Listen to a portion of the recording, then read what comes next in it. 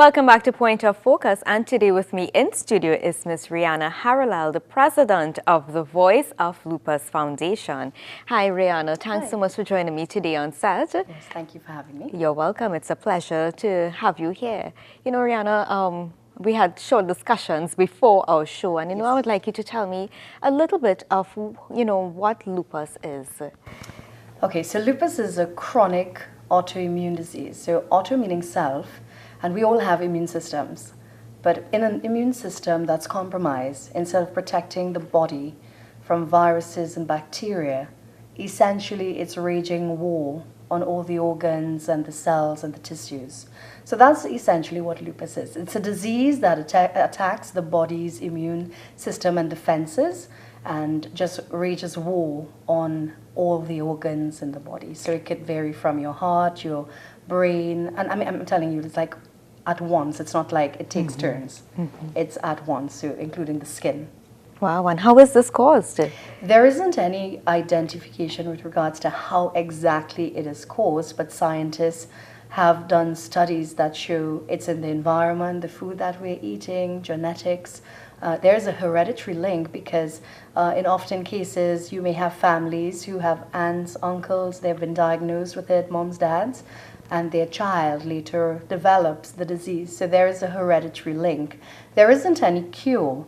And it's quite serious because all the organs are involved. And a lot of people have this misconception that lupus is cancer or it's a blood disease. Really and truly, it's an autoimmune disease. It's in that category. There are thousands of autoimmune diseases. Lupus, unfortunately, is one of the worst ones, So, I mean, there isn't, I keep stressing, there isn't any cure.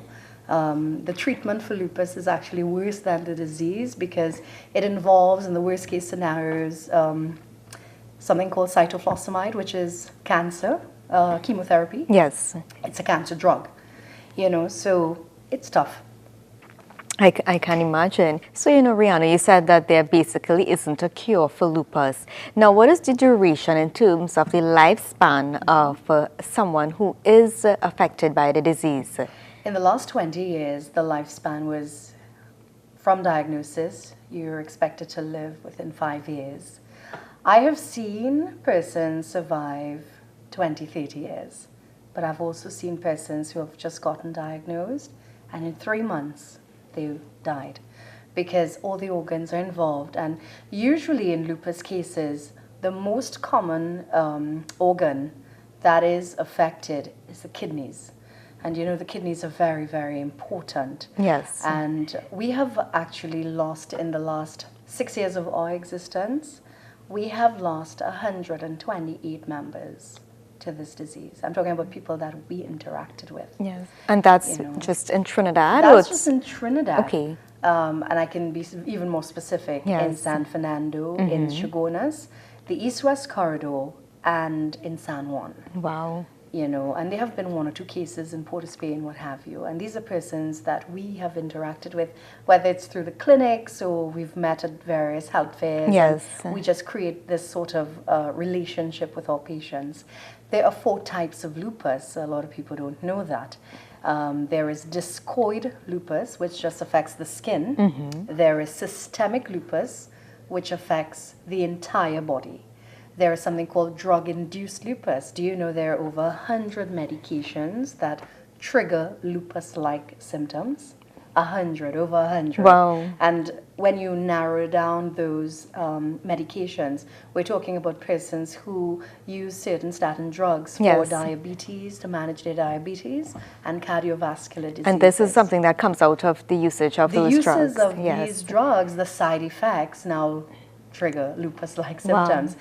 But I mean, we wouldn't, be all, oh my God, that's serious. Because when you stop the meds, it usually clears up. Yes. So that's drug-induced. And then there's something that we've been seeing very commonly now in Trinidad, something called neonatal lupus. Neonatal lupus affects newborn babies and children. We have quite a number of few kids that we take care of, whether it's through providing, supplements or Pampers, wheelchairs, walking sticks. That's what we do. Yes. We try to have that direct intimate relationship with our patients. It's not easy because we're not funded. Yes. You know, so it's very difficult to reach the masses when you're just, you know, you're financially constrained and Yes. you don't have much going on in terms of income coming into a charity. But whatever we get, we stretch it, you know, so everybody gets something. Yes, you make the best out of it. We make the best out Yes. of it. And, you know, this organization, I did not just wake up and said, okay, I'm going to Yes. Well, champion the cause for lupus. I'm sure you had a story behind it. Exactly, you know, and the story is I'm a survivor of Yes. lupus since I was 13 years old. Lupus has been in my life, even though back then we did not know for sure. But my symptoms, as a child growing up, I was always ill.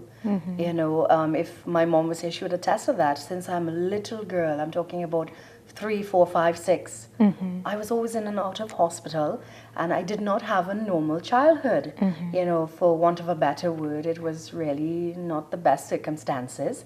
But, you know, in life, there are adversities that come, but they teach us. And I always believe, I think this is what I've learned, being diagnosed with a terminal disease, living it and being through it. Adversities come to birth opportunities. Yes. And that's how I embrace life and challenges.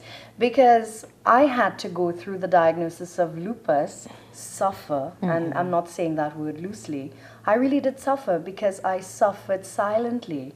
A lot of people did not understand me having this disease because physically I looked glamorous. No, I'm just kidding. So despite how you felt inside, yes, inside, it's I still- used it as a coping mechanism that I would still wear my mascara. I mean, if doctors are looking and they know me, Yes. they would laugh because they know this is true. I would be warded at hospital.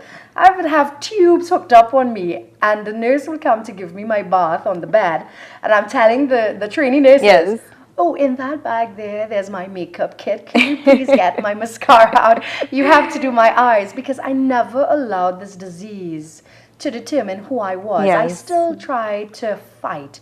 Even though it seemed I was losing at the time, I tried my best to give it a good fight. Yes, and- you know, and I think that I think I have won because I have been walking in God's divine grace in my life. And my foundation is like my ministry.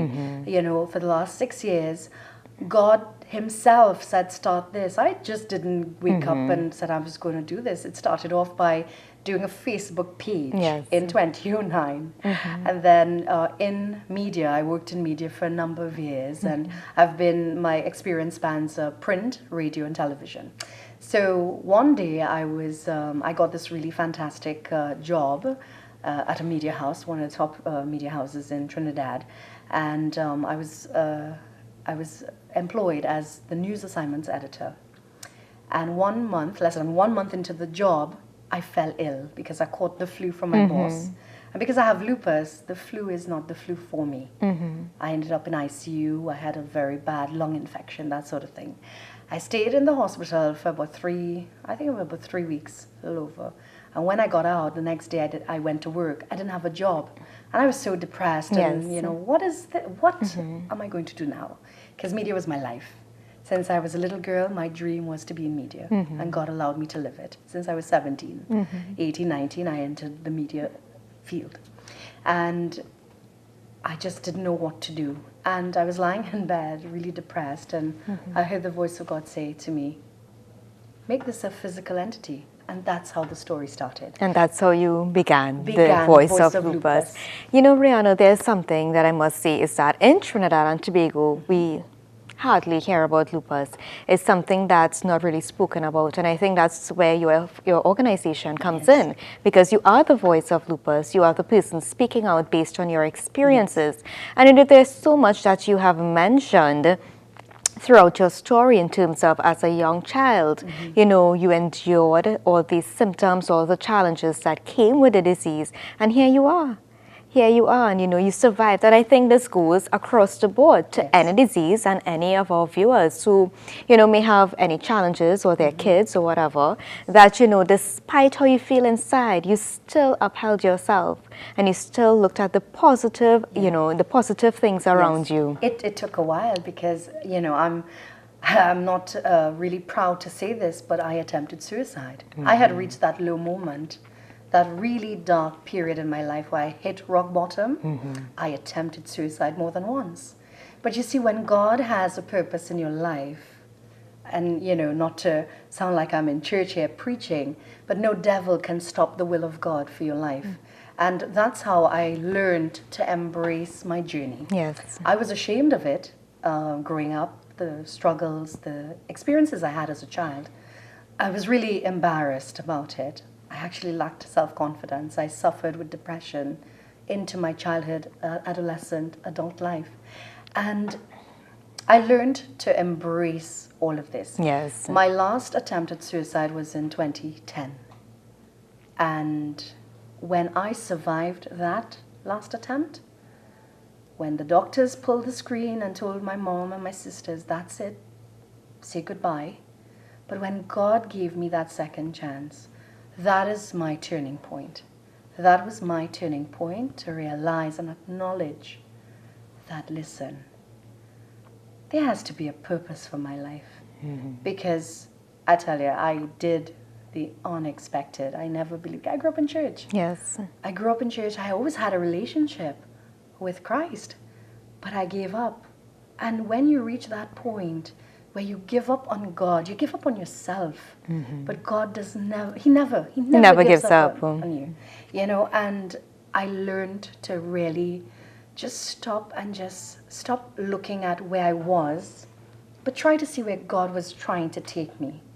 And that's how this foundation came about. It was built on pain. It was built on pain and suffering. And now, as a pillar of strength, I stand here for my patients, for those that I meet with this disease, and for those who have met families, or they have families who have died, to just hold their hand and say, listen, you're not alone, Yes. And you can take that pain and now channel it into something beautiful, which is being a pillar of strength. That's what we're here for. Yes, and I saw that's your logo as well. That's my motto. Yes. We are a pillar of strength for all patients, and it has been a really, really long road. I'm telling you, I don't even know why I have to do this. Sometimes I question God, because it's not easy. I mean, you can attest, you run an NGO yourself, a charity. It's not easy. You have to have a really thick skin, because when you go out there, like I do a lot of awareness, public awareness campaigns. So I target the supermarkets. You'll see me mostly in supermarkets. You would see me in the banks. You would see me in other public locations, where I team up with different Lion clubs and that sort of thing. And I would approach people and say, hi, would you like to learn about lupus? And people would look at me and just pass me straight and not even acknowledge or not even answer. I would say, would you like to give a donation? Oh, no, well, you just want money and this, and you have to really have a thick skin. Because I remember the first time it happened to me, I was at Super Quality, and I broke down because people were just treating me like if I was nobody. I'm an invisible being. I'm talking to you, I'm making eye contact, and you're just dismissing me. And to know that I was sitting here, I was standing here on my feet hours upon hours, because we are struggling as an NGO. Yes. And we need the support of members of the public, and people was just being so cruel and nasty. But you see, that's life. Yes. You're not going to meet everyone who's going to share your vision. You're not going to meet people who are going to empathize and have that compassion, But once you stay grounded and rooted in what you know is your purpose, I think God opens the doors, because I'm actually the recipient of the National Youth Ally Award. Oh, congratulations. That came by surprise. Yes. Because it was a patient's mom who nominated me. Wow. Behind my back. But then when they reached the process where they had to select and I was officially nominated, I had to get involved now and submit documents about my organization. I was like, oh my goodness, this is really a humbling feeling. And even at the night of the award, I was still thinking, oh gosh, there's so many other people who have worked for years, and when they interacted with the last session of calling out who the nominees and then the winner, I just sat down there. I heard my name as winner, But I sat there still doubting, is that really me? And with that opened doors for us to go to Austria. We represented the Caribbean in Austria at one of the largest Yes. congressional meetings. That congress is 20 something years old. It was the first time this country was actually being recognized, and not just the country but the Caribbean. So we do a lot of work. This month is World Lupus Month.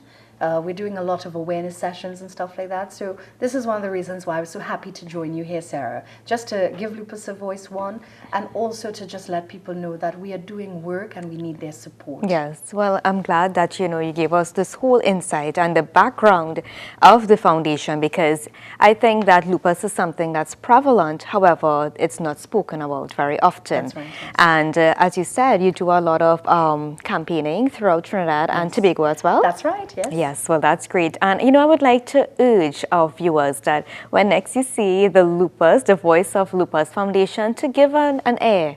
Because, you may know someone in the long run, or there may be someone around you currently that may be affected by the disease. However, they may be ashamed to say that, well, I have lupus, or may not know what to say. Yeah, and I think you say you don't have it if you don't know what it is. So that's Yes. why education is so important. Some of the symptoms, just quickly, Yes. the symptoms of lupus include just headaches, fever, joint pain, swelling in the ankles, stiffness in the other parts of the body. You may have anemia, you may have hair loss, you may have rashes on your skin, especially the face region. You may have, problems with, memory loss. You may have headaches, mouth ulcers in the nose. So it's simple symptoms. Yes. When you think of fever, joint pain, you think of dengue. Last year, we had about 4 persons contacting us saying, listen, they were tested positive for chikungunya, but guess what? It turned out to be lupus. Lupus, yes. So it is a very serious disease, and we are just trying to build the advocacy. We are trying to create change in Trinidad Yes. and Tobago through advocacy, awareness, and action. But the action can only happen once members of the public support us. And that's really great that you're educating the public on lupus. And I commend you on the work. And as you said, this month is Lupus Awareness Month. That's correct. And Yes. World Lupus Day is May 10th. May- We hope to see you. I hope so myself. But are there any upcoming events that your organization has planned for the next few months that you would like our viewers to know? Sure, of course. We have partnered with the Carafin Games. The Carafin Games, they cater for all the financial sector service providers, so that's Yes. all the banks. In Trinidad and Tobago, they have been partaking in the games. So over the next 2 months, we'll be continuing to raise awareness through sports. So just last week, Wednesday, we were around the Savannah. They did a 1 mile. All the banks came out, their employees. They did a mile around the Savannah. It was beautiful. These persons wearing the different colors. I can in support imagine, of yes. lupus. The 2 weeks before that, they did a 5K. So we are using sports now to build awareness. So there Yes. are different arms that we try to reach out. Yes. We also have a project called Hand of Hope. This project is one that we have started to essentially provide the needs of lupus patients. Most lupus patients, if you know, they are not well, so they are Yes. unable to work. So what happens is that they are either living off public assistance or disability. Now that is just a little bit of money. It's just like, I think it's $1,500 and $1,150 a month. Persons can't really survive on that. So this is where we try to come in, the worst case scenarios. So we target the single moms who have lupus, or someone, a child, or someone who's not working, whether you're not a mom or a dad, but you're not working, you're not employed, that sort of thing. We try to come in and we try to provide like the food. We just recently had to buy undergarments for a guy, clothes, t-shirts, that sort of thing. So if persons want to donate, they can contact me at 327-0220 if you want to be a part of it. Because, one of the things that we value is person's time. We're always looking for volunteers, because every week we are outside, whether Yes. it's a supermarket, whether it's a rural community, we're always looking for that support. We've been targeting the malls as well, and in the coming weeks, look out for Voice of Lupus. Yes. We're going to be at a mall near you, so please don't pass us straight. I mean, listen, it really is heartbreaking sometimes, because we'll have persons just saying, hi, would you like to learn about lupus? And they'll just look at you it just makes you feel... Yes. Because you that. see, you went through the experience and you Yes. know what it is like to have lupus, and Yeah. for, someone to know, hey, lupus is real and this is what it's about. Yes, Just it's- support those in need. And, Yes. I can just imagine the challenges because we deal a lot with social issues and we Yes. deal a lot of with patients, people who have diseases, Yes. people who go through struggles in life. Yeah. And as you mentioned earlier, apart from your adversities, you still rise above. And that's something I think will stick with a lot of us here on this program. But are there any final words you'd like to give, any closing remarks to our viewers? I would like to say that for a future without lupus, you must know lupus. K-N-O-W. In order to say N-O to the disease, you must K-N-O-W. And I just want to say thank you for the forum. Thank you for being, being here to just educate you, members of the public. And I look forward to your calls. I look forward to your support. And one of the things that I value most is people's time. It's not Yes. really about writing a check or giving a 20 or 100. I mean, we welcome that. But it's about time. Come and be a part of us. Come and learn. Come and change a life. Yes. Come and be that change that we need. Yes. So that's my message. Thank you And very much, Rihanna. You're Thank most you welcome. very much. And again, if you'd like to contact the Voice of Lupus Foundation, their contact number is 327-0220. Rihanna, I'd like to thank you, and I must commend you and your team on the great work that you're doing to create awareness of lupus in Trinidad and Tobago. And I wish you all the best. you. So this brings us to the end of this segment. Let's take a short break, and when we come back, we'll be joined by some young women as they give their perspective on social issues within our nation. You're watching Point of Focus, and we'll be right back.